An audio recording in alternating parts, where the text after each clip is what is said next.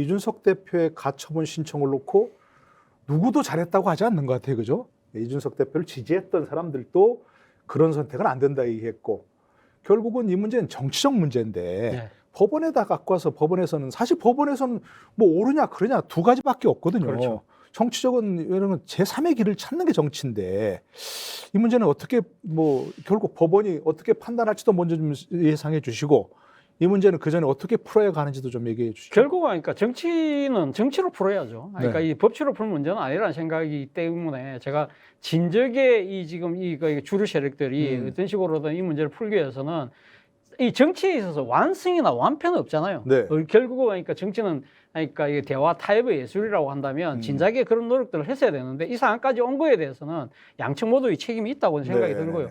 실제 만약에 지금 그 가처분 신청을 지금 이제 낸 상황이기 때문에 제가 봤을 때는 아마 법원의 입장에서는 상당히 곤혹스럽겠지만 절차적 정당성에 상당한 하자가 있다고 판단할 가능성이 저는 좀 더 높아 보입니다. 그렇습니까? 좀 더 네. 높아 보이는데 문제는 그러니까 앞서 말씀하신 것처럼 이것이 인용될 경우에는 말 그대로 정치적 아노미 상태로 빠진다. 그것도 그러니까요. 야당도 아니고 지금 여당인 상황이고 그리고 국가적으로 위기인 상태이기 때문에 저는 그러니까 이러한 상황까지 가지 않도록 양측이 정치적 대타협을 할 필요가 있다. 아직까지 골든타임은 조금은 남아있다. 네. 그런 생각이 듭니다. 예.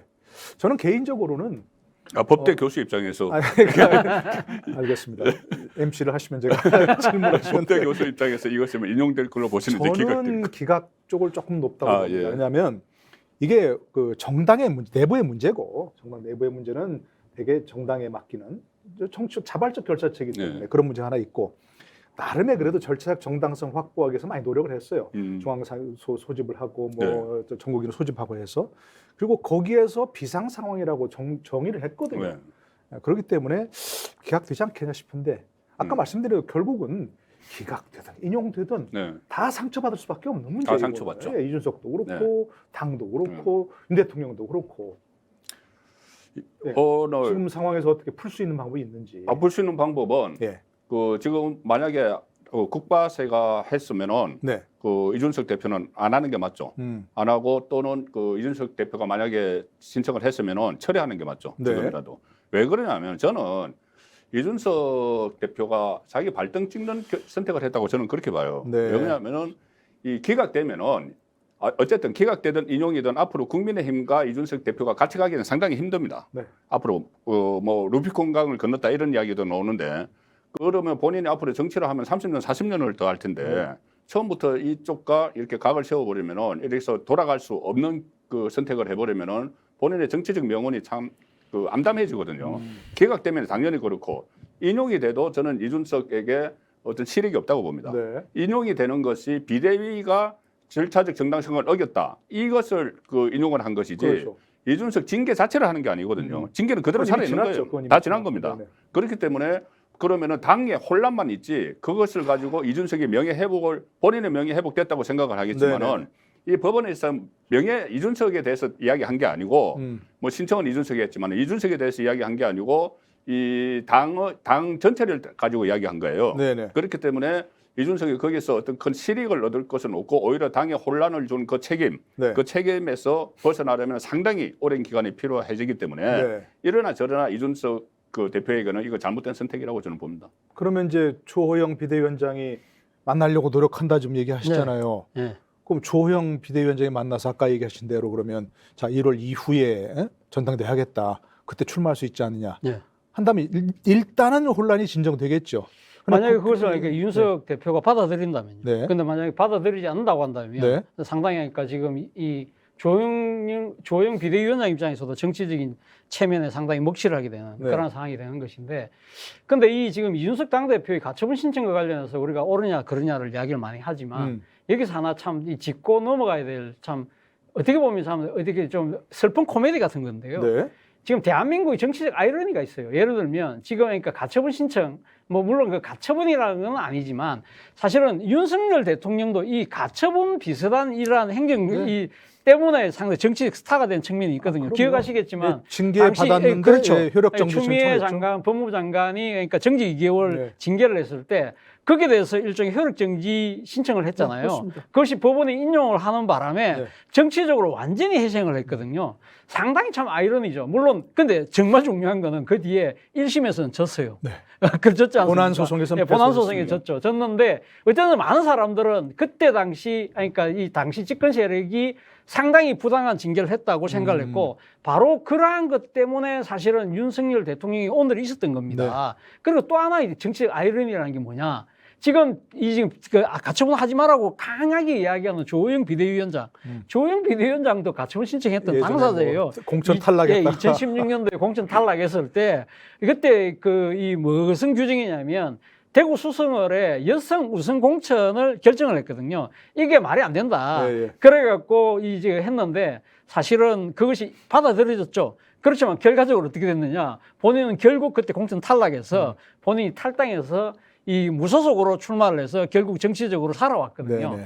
자, 이런 경험을 갖고 있는 윤 대통령, 그리고 비대위원장인 조호영 의원, 이 두 사람이 그러면 이준석 당대표 보고 네. 너는 하지 마라. 네. 자신들은 다 해서 그걸 정치적인 이익을 누렸는데 그거 자체도 상당히 정치적으로 명분상으로 따져보면 상당히 조금 우스운, 아까 제가 그래서 슬픈 코미디라는 이야기를 한 것인데 아니, 내로남불이 우리 한국 정치의 키워드 아닙니까? 내로남불 당연한 거.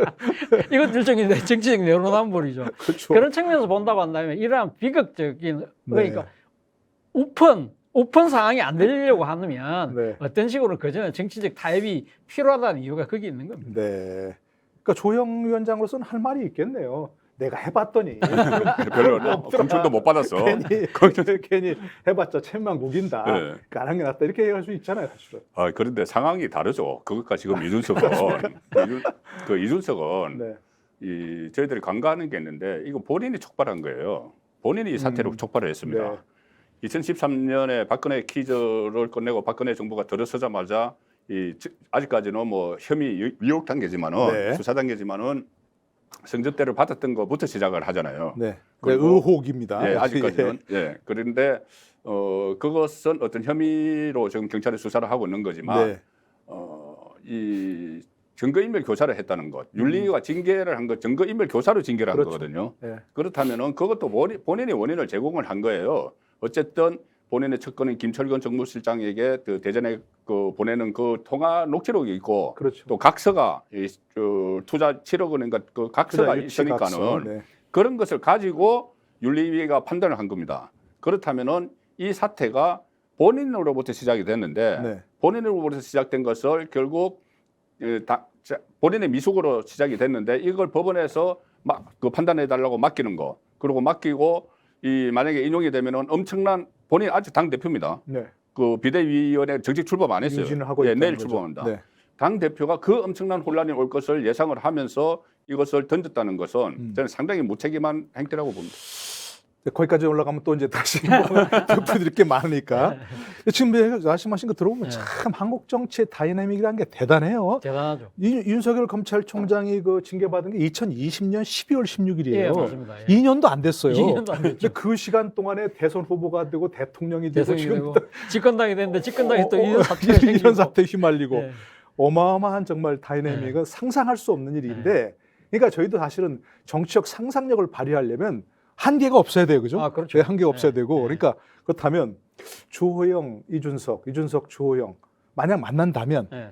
무슨 수싸움을 하고 주호영 원내대표 비대위원장은 어떻게 설득을 해야 되는 거예요? 저는 그러니까 그 전제가 저는 그러니까 성립되기 힘들다고 생각하는 부분이 그래요? 저는 아마 지금 이준석 대표 입장에서는 조영 비대위원장하고 안 만나려고 할 것 같아요. 그래요? 할 소리가 빤하다고 생각하고 그러니까 이 조영 비대위원장이 내세울 수 있는 여러 가지 정치적 카드가 한계가 분명하다고 생각할 것 같고 네. 그래서 본인 입장이 좀 더 뻗댈 가능성이 높다.